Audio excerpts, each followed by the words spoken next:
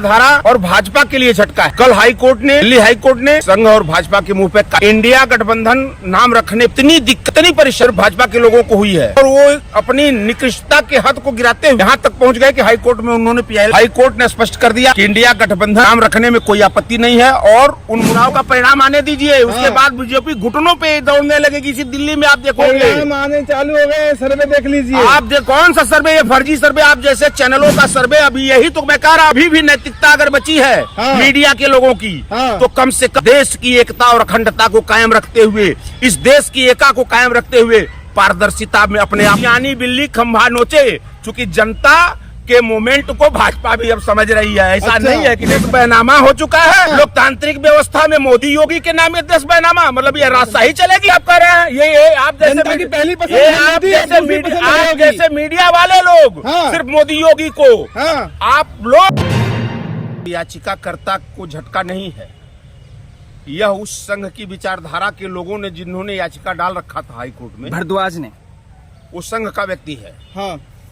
और ये संघ की विचारधारा और भाजपा के लिए झटका है। कल दिल्ली हाई कोर्ट ने संघ और भाजपा के मुंह पे काली पोत दिया। इंडिया गठबंधन नाम रखने पर इतनी दिक्कत, इतनी परेशानी सिर्फ भाजपा के लोगों को हुई है और वो अपनी निकृष्टता के हद को गिराते हुए यहां तक पहुंच गए कि हाई कोर्ट में उन्होंने पीआईएल दाखिल की। हाई कोर्ट ने स्पष्ट कर दिया कि इंडिया गठबंधन नाम रखने में कोई आपत्ति नहीं है और उन मूर्खों को जो ये याचिका दाखिल किए थे उनको मैं मूर्ख इसलिए कह रहा हूं, उनको मूर्खों को पता होनी चाहिए कि इस देश में बहुत भारतीय किसान यूनियन, अखिल भारतीय राष्ट्रीय कांग्रेस जैसी संस्थाओं का नाम है। इंडिया गठबंधन जो कांग्रेस पार्टी ने अन्य विपक्षी दलों के साथ बनाया है, उसके खिलाफ भाजपा ने जो ये कुकृत्य किया है, जो इसमें पीआईएल दाखिल किया और अंत में हाई कोर्ट ने इनके मुंह पर कालिख पोतने का काम किया है। और इससे ये बहुत ही मायूस, चूंकि इंडिया गठबंधन नाम रखने से ही भाजपा पूरी बौखलाहट में आ गई थी। चुनाव आयोग ने माना है कि इस नाम नहीं हटा सकते हैं क्योंकि इसमें कोई गलत नहीं है नाम रखना। एकदम इसमें गलत कुछ है ही नहीं। चुनाव आयोग ने माना है तो चुनाव आयोग को मैं धन्यवाद देता हूं कि चुनाव आयोग ने कम से कम एक फैसले पर तो अपनी पारदर्शिता को स्पष्ट किया और उन्होंने माना कि इस नाम रखने में किसी को कोई दिक्कत नहीं होनी चाहिए। क्योंकि इंडिया गठबंधन जो बना है वो भारत के अन्य राजनीतिक दलों को मिलाकर बना है। तो हम उसको अगर इंडिया गठबंधन का नाम दिए हैं तो इसमें किसी से कोई लेकिन अब वही इंडिया गठबंधन टूटने की और अग्रसर है। कहाँ पर आप इस तरह की बात आप कर रहे हैं? दिसंबर तक टूट जाएगा। कौन कह रहा है? ये भ्रामक प्रचार, इसी तरह के भ्रामक प्रचार अभी वो पीआईएल दाखिल करने की जरूरत क्या थी?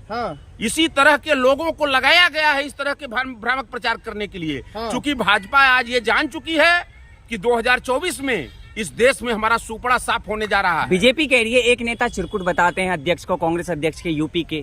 कौन? और एक नेता है वो चुनाव लड़ते हैं राजस्थान में, मध्य प्रदेश में, छत्तीसग में, इसलिए बीजेपी कह रही है कि फूट है। देखिए एक चीज बताए आपसे, यह बीजेपी के कहने पर नहीं, चूंकि हर राजनीतिक दलों को स्टेट स्तर पे, चूंकि हमारा गठबंधन 2024 में है, इंडिया गठबंधन 2024 के लिए बना है, क्या उसके बाद हम ये गठबंधन स्टेट स्तर पे इसको थोड़े नहीं रखेंगे? हर राजनीतिक दल को अपनी राजनीति जनता कंफ्यूज नहीं होगी?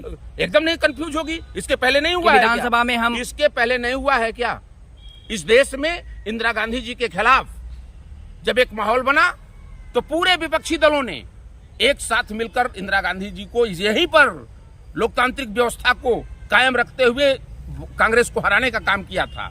तो इसमें कोई वो थोड़े नहीं है कि कोई नई चीज आ गई है। इंडिया आप आदमी पार्टी ने दिल्ली में, पंजाब में और गुजरात में नुकसान पहुंचाया। हम भी गुजरात नुकसान पहुंचाया। अब राजस्थान, मध्य प्रदेश और छत्तीसगढ़ में नुकसान पहुंचाए तो इससे कांग्रेस को कितना नुकसान होगा? कोई नुकसान किसी को नहीं पहुंचा पाएगा। क्योंकि राजस्थान जनता एकदम देख रही है, जनता समझ रही है कि राजस्थान में, छत्तीसगढ़ में, मध्य प्रदेश में, तेलंगाना में, मिजोरम में कौन हरा रहा है बीजेपी को, ये जनता समझ रही है। बीजेपी कह रही है कॉन्फिडेंस है कांग्रेस का। किसका? कांग्रेस का कॉन्फिडेंस एकदम है। अरे ओवर कॉन्फिडेंस है, एकदम ओवर कॉन्फिडेंस। चूंकि इनके शासनकाल में, 10 वर्ष के शासनकाल में जनता एकदम त्रस्त हो चुकी है। आज बेहाल हो चुकी है जनता। मस्त है जनता, तभी तो कह रही है 5 राज्यों में ये आप जैसे कुछ विद्वान मीडिया वालों को दिखता है कि जनता मस्त है। हाँ। जनता इतनी समझदार है कि चूंकि सत्ता उनके हाथ में है, बोले अब सत्ता की चाबी जनता के हाथ में गई है। अब जनता दिखलाएगी कि हमारी ताकत क्या है। कह रहे हैं 23 में सूखड़ा साफ करेंगे कांग्रेस का और 24 में परचम लहराएंगे। अभी ये पांच स्टेट के चुनाव का परिणाम आने दीजिए, उसके हाँ। बाद बीजेपी घुटनों पे दौड़ने लगेगी। इसी दिल्ली में आप देखोगे परिणाम आने चालू हो गए, सर्वे देख लीजिए। आप कौन सा सर्वे, ये फर्जी सर्वे, आप जैसे चैनलों का सर्वे। अभी यही तो मैं कह रहा हूँ कि अभी भी नैतिकता अगर बची है हाँ। मीडिया के लोगों की, हाँ। तो कम से कम इस देश की एकता और अखंडता को कायम रखते हुए, इस देश की एका को कायम रखते हुए पारदर्शिता में अपने आप में लावें और सही चीजों को जनता के बीच में रखें। क्योंकि आपके प्रति, मीडिया के प्रति आज के डेट में जनता का विश्वास एकदम उठ चुका है। आप लोग कभी भी मूल मुद्दे पर कोई डिबेट नहीं करते हो। आप लोग जब भी जनता को हिंदू मुसलमान से बांटना, हिंदुस्तान पाकिस्तान से बांटना, क्या भारत में अन्य समस्याएं जनता की नहीं है, उस पर आप कभी डिबेट नहीं करते हो। जनता आपकी विश्वसनीयता पर अब प्रश्न चिन्ह लगा रही है। मेरा विनम्र निवेदन है मीडिया के लोगों से हाँ। कि वो अपनी पारदर्शिता को कम से कम बचा लें, कायम रखें। नहीं आने वाले समय में आप भी ध्वस्त हो जाएंगे। भाजपा जो है 400 पार का नारा दे रही है। भाजपा की स्थिति वो हो गई है, भाजपा की स्थिति वो हो गई है कि खिसियानी बिल्ली खंभा नोचे। चूंकि जनता के मोमेंट को भाजपा भी अब समझ रही है। ऐसा अच्छा। नहीं है कि नहीं समझ रही है। ये खिसियानी बिल्ली खंभा नोचे वाली स्थिति इनकी हो गई है। और 2024 में 400 पार आप कह रहे हैं, 400 पार इंडिया गठबंधन आ रहा है। अच्छा, 24 में मोदी और 29 में योगी, जनता की डिमांड है। मोदी योगी के नाम क्या ये देश बैनामा हो चुका है? हाँ। लोकतांत्रिक व्यवस्था में मोदी योगी के नाम ये देश बैनामा, मतलब ये राजशाही चलेगी? हाँ। कैसे आप कह रहे हैं? ये आप जैसे जनता की पहली पसंद ये है आप मोदी और दूसरी जैसे पसंद है योगी। जैसे मीडिया वाले लोग हाँ। सिर्फ मोदी योगी को, हाँ। आप लोग सिर्फ आसमान पकड़ा रहे हैं। अच्छा। और जनता इनको एकदम न मोदी को न योगी को। हाँ। आप किस आधार पर मजबूत है प्रधानमंत्री मोदी किस जी। बात पर मजबूत हैं? हाँ। आए दिन बलात्कार। अरे वैश्विक स्तर पे सुनिए, देखिए, मैं विश्व स्तर उत्तर पे। प्रदेश का रहने वाला हूँ, बनारस का रहने वाला हूँ। हाँ। उत्तर प्रदेश में आए दिन बलात्कार, गरीबों के साथ अन्याय, बेरोजगारी चरम पर। रोज कहीं न कहीं चले जाइए, विधानसभा का घेराव, कभी आंगनबाड़ी, कभी शिक्षा मित्र, कभी तमाम लोग दे रहे हैं। अभी आपने दिल्ली में देखा कि ओपीएस की मांग को लेकर, पुरानी पेंशन की मांग को लेकर लाखों की तादाद में जनता आप उसको दिखलाते नहीं हो।